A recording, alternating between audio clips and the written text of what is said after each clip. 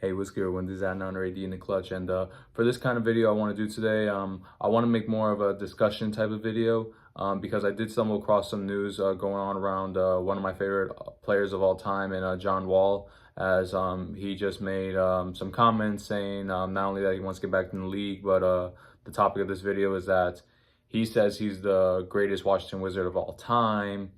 And I'll give him the benefit of the doubt here. He did mention he will not say it unless other people will say it, but he definitely believes that his jersey should be retired.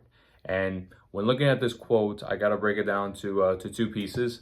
One, looking at is he the greatest Washington Wizard of all time, and should he get his jersey retired? So whether or not his jersey should be retired, yes, I absolutely do believe that his jersey should be retired. He has brought the Washington Wizards to relevancy. He has been making the Wizards, that used to be among the bottom, if not mediocre at best team, to be able to be competitive in the playoffs. Were they able to win anything? No, but he has brought them consistency, and he did become a fan favorite for Wizards fans and the NBA fans alike.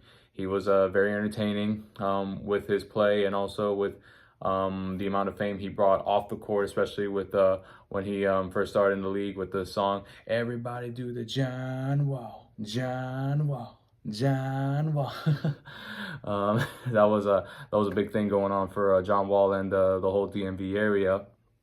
And John Wall, like one of my favorite all-time moves ever was when he does the 360 layup when going on a fast break. Like every time I see it, even to this day, like I am just mesmerized by it because I never thought that was like humanly possible. Like that's something that freaks me out, and like just his quickness overall, like how he's a great facilitator. He was basically De'Aaron Fox before De'Aaron Fox, and I believe that's a good comparison for him because John Wall, when he was playing, he was among one of the best point guards in the game at that point, but he was unfortunately overshadowed by some of the greatest point guards that this league has ever seen, with Steph Curry, Kyrie Irving, and Damian Lillard. Steph Curry and Damian Lillard, they were top 75 all-time players, which is a stat I'm going to get into shortly. And Kyrie Irving, like he was also at the same time in the same conference, and he was going for championships with LeBron James in Cleveland.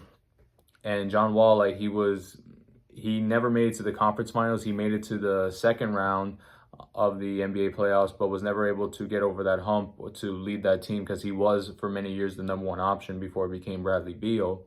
And it's unfortunate for him that he was in an era where the talent was like at an all-time high, and like he was just unfortunately overshadowed by Steph Curry, who is arguably the greatest point guard of all time. It's between Magic Johnson and him at this point. Kyrie Irving, who is skill-wise like can match John Wall, if not outbid him in his crossovers and his driving and finishing abilities.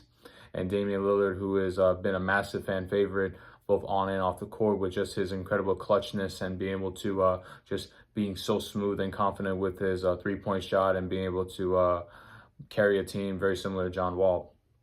But unfortunately, John Wall, like if we're going to be honest, I mean, he wasn't the most efficient scorer. He was a great facilitator, as I mentioned, and he's able to bring the Wizards to relevancy. But for him to say he's the greatest Wizard of all time, you're asking for like a lot, especially given the lack of success in the playoffs. And yes, I understand Washington Wizards have not historically been a great franchise, like a historically known franchise like the Los Angeles Lakers, like the Boston Celtics, or the Chicago Bulls. Or even now the Golden State Warriors. The Wizards are not in that category. However, they do have an NBA championship. We just got to look further back. And this player that I'm going to talk about, I personally believe he is the greatest Wizard of all time, because after looking at his stats and what he's able to accomplish, he's able to, he does have a strong case compared to John Wall.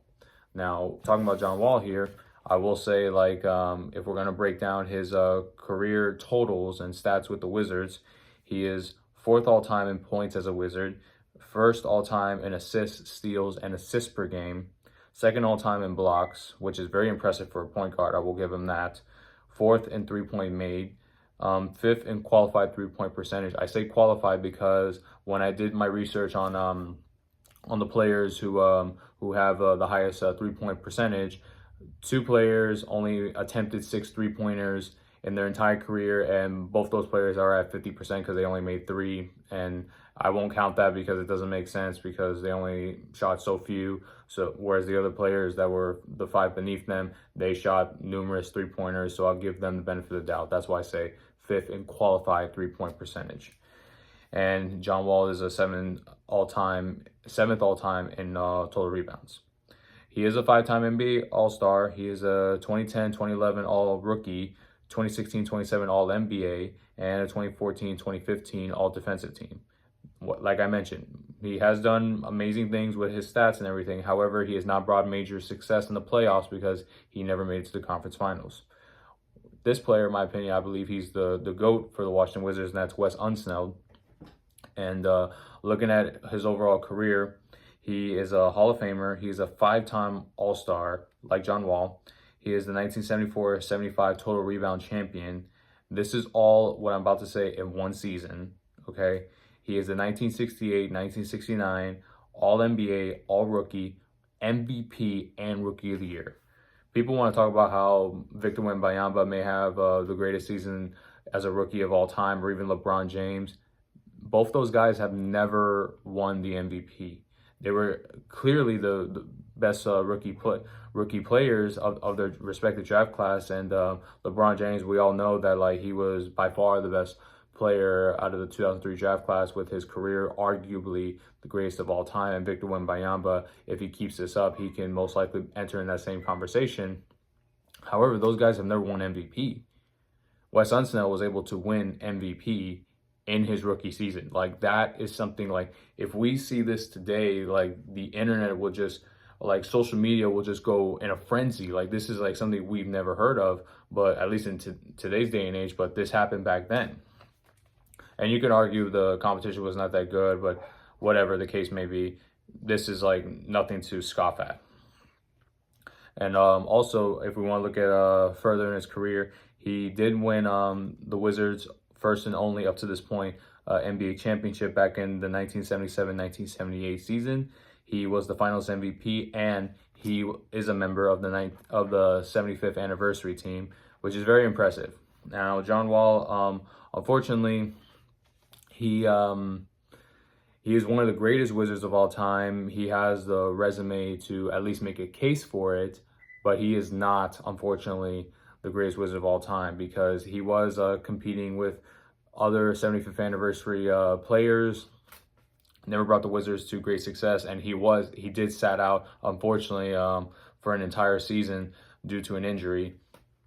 And at that point, when John Wall was out recovering from his major injuries, Bradley Beal has took over, and like he became the clear #1 option for the Washington Wizards. And even when John Wall came back, it was just not the same. And eventually the Washington Wizards traded him away and then kept Bradley Beal. So that goes to show that unfortunately, like, he did had a good rise, but his fall was really sad. And it's just it's unfortunate to see. But for him to call himself the GOAT Wizard, I don't know about that, because if we gotta look deeper into his career, like, he was a great player during his time, but he did not bring the Wizards massive success, which is important, because at the end of the day, if we're talking about basketball or sports or business or anything in general, it's what have you accomplished? Have you achieved your main goal? And in this case, have you won an NBA championship? Have you, if you're talking individually, have you won an MVP, a Finals MVP?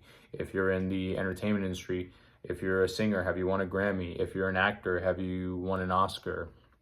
Has your album made platinum? Has your movie reached become the #1 hit during the summer ranks or anything like that? Is it #1 most viewed on Netflix? Like, those are the kind of things that that most people look at. Like, you can accomplish so much as an individual, but for your team or for the company you work for, have you guys reached the top of your profession? And John Wall has not, unfortunately, for his respective team. And that's why I gotta say, like, Yes, he deserves his jersey to be retired, but no, he is not the greatest Wizard of all time. And like I said, I love John Wall. He's a great player, but I just got to present the facts, and everything I'm just saying is from a non-biased perspective.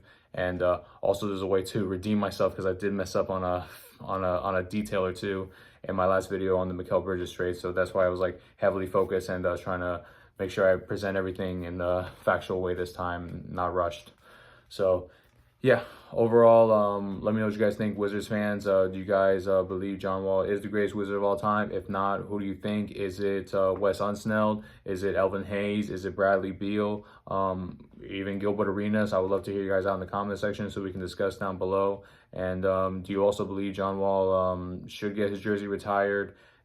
Yes or no? I'd love to hear you guys out on that one. And last question for you guys. Do you believe that John Wall should get another chance in the NBA? Even if it's, as in his words, a Udonis Haslem type of role kind of thing, just paraphrasing. Or do you believe he can actually be a good mentor or a good backup point guard for a contending team? I'd just love to hear you guys out in the comment section down below, and we can discuss. Thank you so much all for your time. I certainly love and appreciate every single last one of y'all. Please like and subscribe to this channel. I'm very grateful for every single one of y'all. God bless, and talk soon.